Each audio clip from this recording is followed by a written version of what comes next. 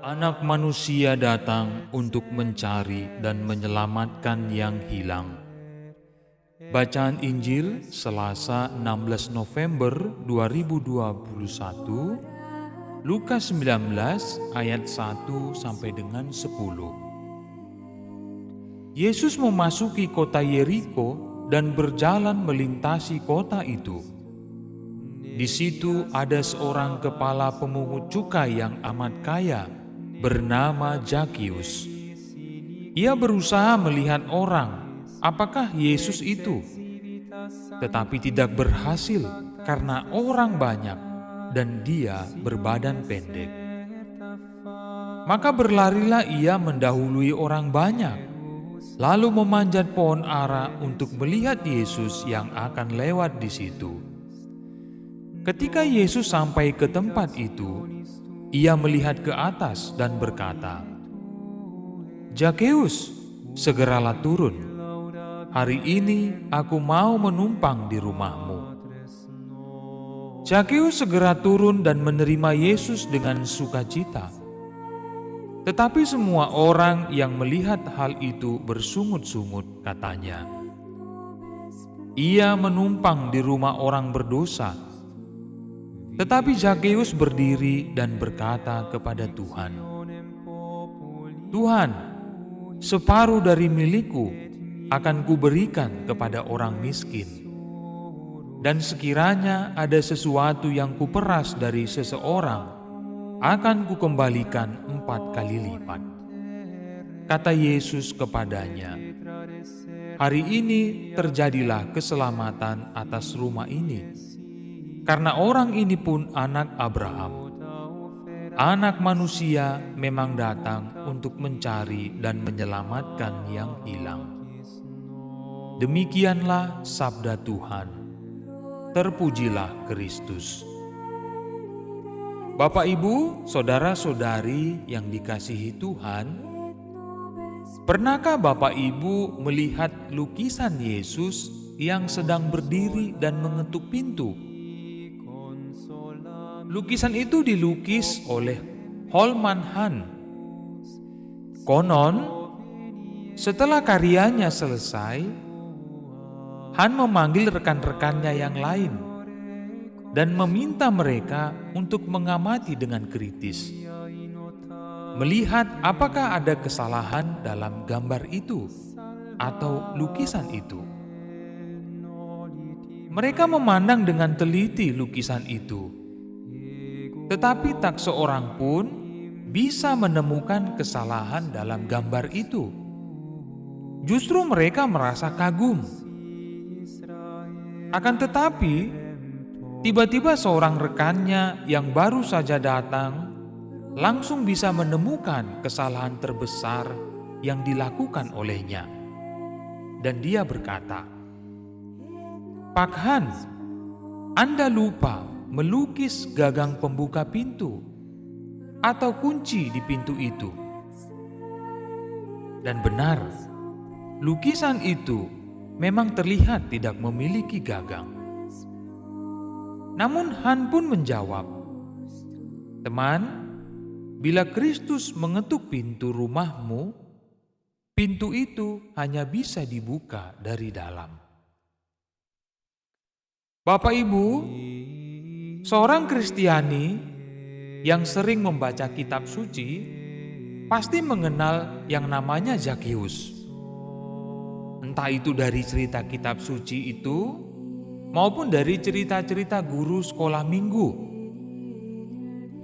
Menurut kitab suci, Zakius adalah kepala pemungut cukai yang kaya dan bertubuh pendek.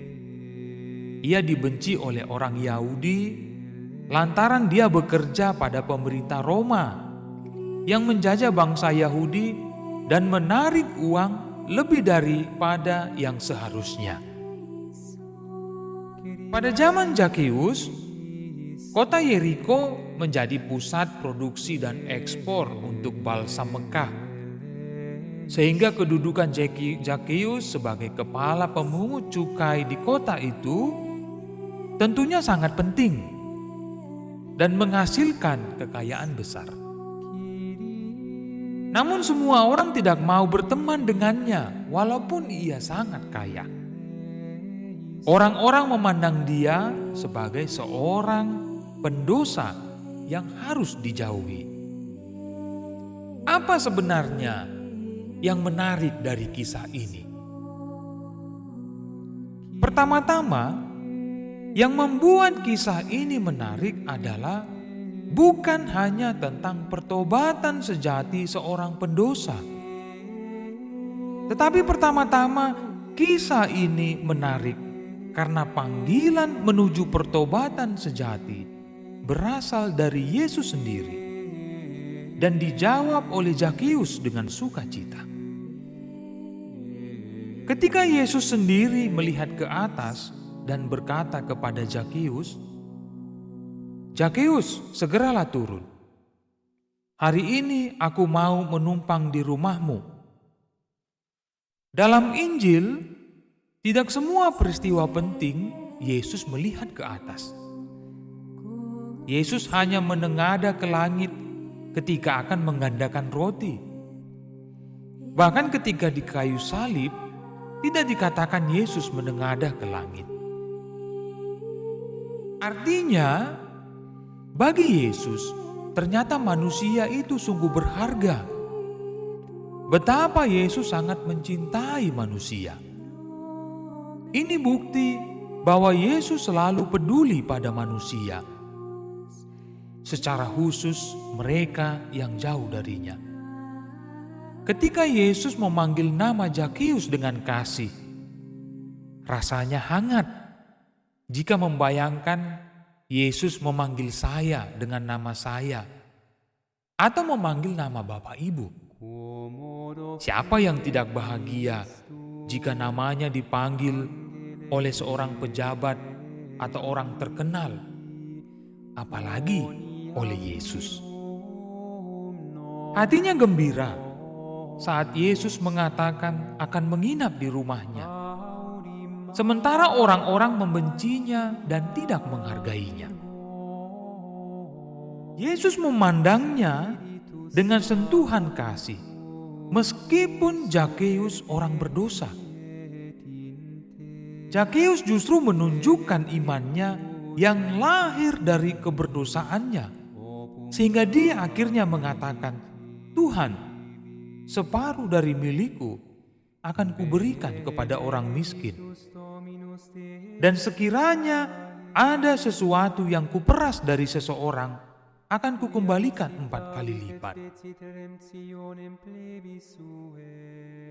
Kisah Zakheus merupakan gambaran manusia pendosa.